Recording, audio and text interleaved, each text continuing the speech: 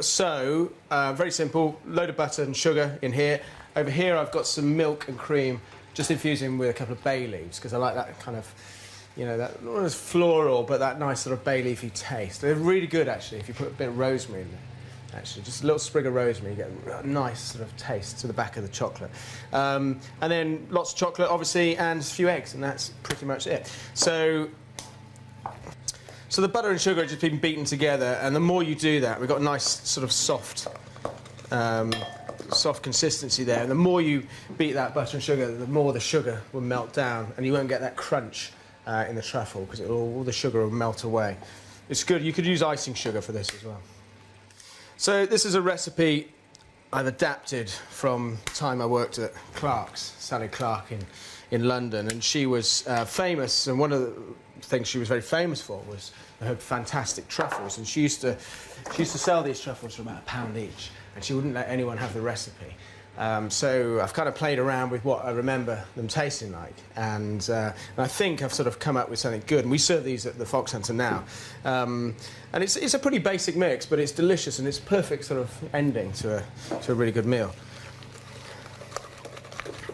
So mix in the yolks. Now bring over the hot milk and the cream. Just going to lift those bay leaves. You can smell that bay leaf. You don't need too many bay leaves because it's quite strong, but that's delicious. Right, so in with the chocolate. This is quite a dark, rich, plain chocolate. It's probably about sort of 70 odd% cocoa, because you can add sugar to make it sweeter, but you don't want to start with a sweet chocolate. I decided to get out of London after I did about 9 years training, and it was really a great time to set up on your own. And if you wanted, the only way to make money in catering is to do your own thing, really, and be your own boss. So it was a good time to sort of move out. There were a lot of sort of pubs up for sale. It was really at the beginning. This was about 11 years ago. It was really at the beginning of the whole gastropub kind of revolution, as it were. A lot of guys were moving out of working in sort of top Michelin-style restaurants and setting up their own thing and doing a simplified version of what they used to cook in very sort of casual surroundings. And I wanted to create that sort of thing that you find in Europe, you know, where you go around France and you've got the wife out the front and you've got the husband in the kitchen, the kids are running around. It's very sort of relaxed, continental kind of feel to it. And that's exactly the sort of thing I wanted to recreate down here in Wales, and pretty much, by and large, I think we achieved that. And hopefully the food's not stuffy and it's just tasty, and that's exactly the sort of thing I like doing. Right, just making sure that's all whisked together. So that's the chocolate, the butter, the sugar, the eggs, the milk, the cream, and a couple of bay leaves. I don't want to over whisk it because you don't want those air bubbles in. So just bang them out, or you can push that through a sieve and that'll pull out a lot of those. So pour that into quite a deep container, because of these truffles we need to get the ball in and really sort of scoop them out, so you don't want anything too shallow.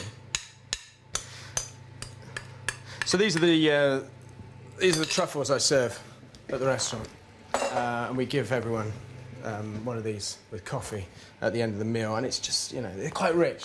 So you only want one, and it's just enough to that sweet edge you want to the end of the meal. Right, and that's it. So that now goes and sits in the fridge for about a couple of hours, really, because you want it solid. So overnight would be preferable, but at least a few hours until it's rock solid.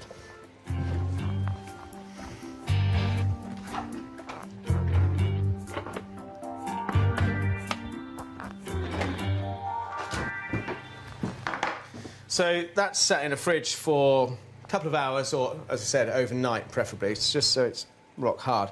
And then we very simply need to ball it. Now, you can go to the effort of rolling them in melted chocolate so you get a nice sort of crisp shell, or you can do what I'm going to do very simply. Just rolling in cocoa. And do make sure the melon ball is hot. So do you ever miss the city?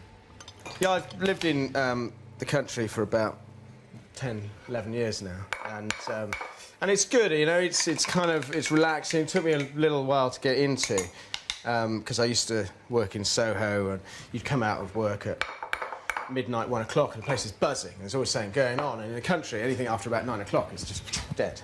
So it took a little bit of adjusting.